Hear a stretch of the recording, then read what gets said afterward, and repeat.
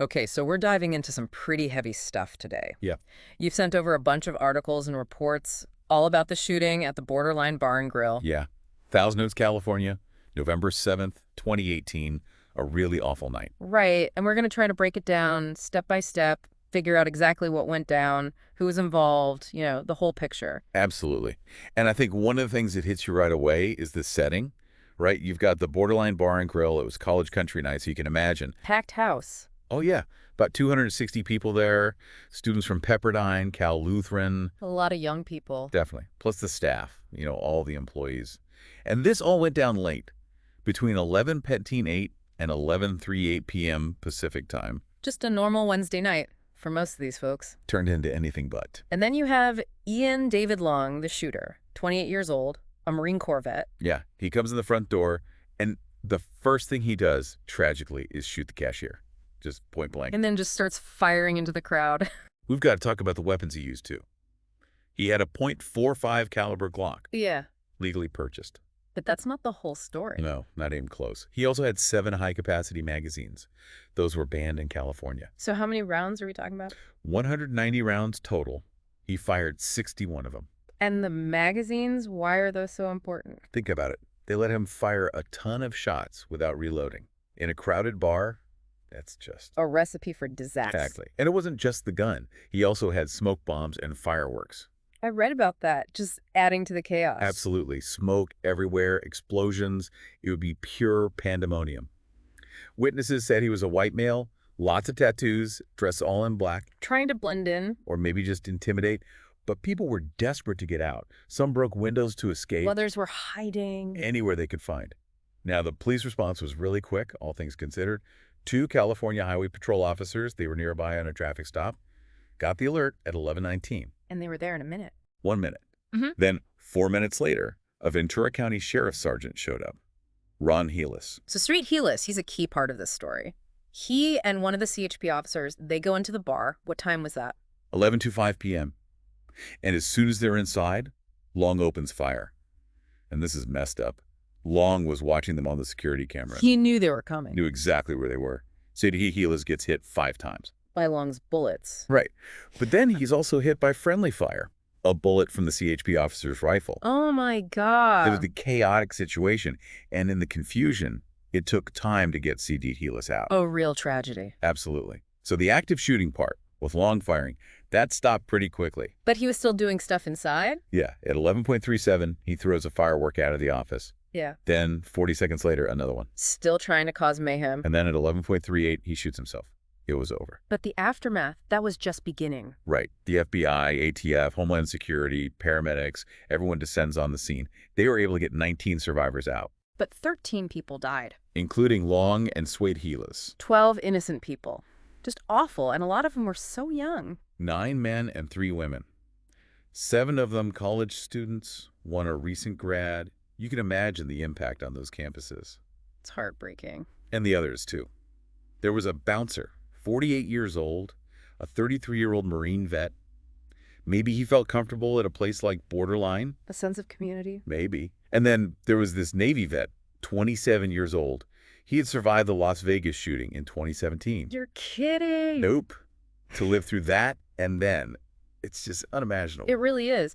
The coroner said most of the victims died from multiple gunshot wounds. 1 person was also stabbed. The coroner said the wounds were, there was no chance of survival. Even with immediate medical care. Right. 16 other people got hurt, but only 1 from gunfire. The rest were hurt in the chaos, trying to escape. Broken glass, trampling, that sort of thing. Yeah, the panic. So let's talk about Ian Long a little more. What can you tell me about his background? He was in the Marines from 2008 to 2013. Corporal. Did a tour in Afghanistan in 2010 and 2011. Got an honorable discharge. Seems like he was doing okay up to that point. Then he goes to Cal State Northridge, studies athletic training, but he doesn't graduate. So he was smart. Yeah. But his personal life, it sounds like it was complicated. His parents split up when he was a kid. His dad died of cancer. He moved around a lot with his mom. That's rough. It is. And at the time of the shooting, he was living with her. His friends said he was a regular at Borderline. That's strange, given what we know about him now. Yeah. But it seems like things really started going downhill after he was in a motorcycle accident, collapsed long. And after that? He was diagnosed with a whole bunch of things. Adjustment disorder, Mm. PTSD, chronic pain, you name it. His mom said he just started unraveling. That's what she said. And he had run-ins with the police before. A car accident in 2006, a bar fight in 2015, but nothing serious. No charges. Right. Yeah. But in 2017, things escalated. The cops and the mental health team went to his house. He was acting erratically. Did they take him in? They didn't. They decided he wasn't a threat. That's a tough call to make. It is. And then there's this incident from high school. A teacher said he assaulted her, but she was discouraged from pressing charges. Because he was going into the Marines. That's what they told her. So there were signs. But no one connected the dots. The big question is, why did he do it? Right. What was his motive? The investigation was huge. They released a 434-page report in 2021. They found that he really dislikes civilians. Anyone not in the military. Yeah. And they said he had PTSD. Mm. But one of their theories, and I emphasize this was a theory, was that he hated college students. Why would he hate college students? They thought maybe it had something to do with bad experiences at Cal State Northridge. Like someone supposedly told him military members deserve to be shot. Wow. But it's important to remember that was just a theory, not a definitive conclusion. And there was another report, right, with recommendations for the sheriff's department. Yeah, 86 pages, all about improving the response to mass shootings. Right. Because the aftermath of this one was just... Layer upon layer of awful. Right. Less than 24 hours after the shooting, the Woolsey fire started. I remember that. Huge wildfires. Yeah, and everyone in the area had to evacuate. Imagine, you just survived a mass shooting, and now you're fleeing a wildfire. Unbelievable. There were immediate calls for stricter gun control, of course. Susan Orfanos, her son was killed at Borderline. He was also a survivor of the Las Vegas shooting. So he survived one mass shooting, only to die in another. Exactly. She became a big advocate for changing gun laws. It makes sense. But I also read that gun sales went up after the shooting. Yeah. The local gun store, they said more people were buying guns for protection. It's this weird dynamic, you know, fear leads to more guns, but those guns could end up. It's a vicious cycle. It is. But there were also some positive things that came out of all this. The Ventura County Board of Supervisors formed a task force on mental health and safety. What did they do? They looked for gaps in the system. How to prevent this kind of thing from happening again. How to improve mental health care. And what about the bar itself? The owners, at first, they wanted to reopen.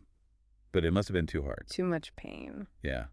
In 2020, they opened a new place in Agora Hills. BL Dance Hall and Saloon. A fresh start. In a way. Then, in 2022, the Sheriff's Department released a bunch of recordings from the shooting. Police radio, 911 calls, security footage, body cam videos. A lot of hard-to-watch stuff. Yeah, but it was important for transparency, for people to understand what happened. And the community really came together to support the victims and their families. Oh, yeah. Scott Helis's funeral was huge. Law enforcement from all over came, and there was a big vigil at Calvary Community Church. A lot of people needed that, just to be together, to grieve. Absolutely. Yeah. And the donations were incredible. Over $3.6 million from over 25,000 people. Where did that money go? It went to the families of the victims, to Right. people who were injured, to anyone who was there that night. A local foundation handled it. No fees, nothing. That's really great. And they built a memorial, too. Yeah. A healing garden at Conejo Creek Park. A place to remember. Exactly. And they're also planning to put up 12 sculptures at Civic Arts Plaza Park, one for each victim. That's beautiful. Yeah. So we've covered a lot. A horrific attack, 13 innocent lives lost, So many young people. and this troubled young man, Ian Long, trying to understand what drove him to do this. It's a puzzle with no easy answers. No. But what really strikes me is the response of the Thousand Oaks community. The first responders, the donations, the memorials, they've shown incredible resilience. Finding a way forward together. Exactly. So for those listening, I want you to think about this. It's easy to look at something like this and just see the violence. But there's always so much more going on beneath the surface. The why is always more complicated than we think. Right.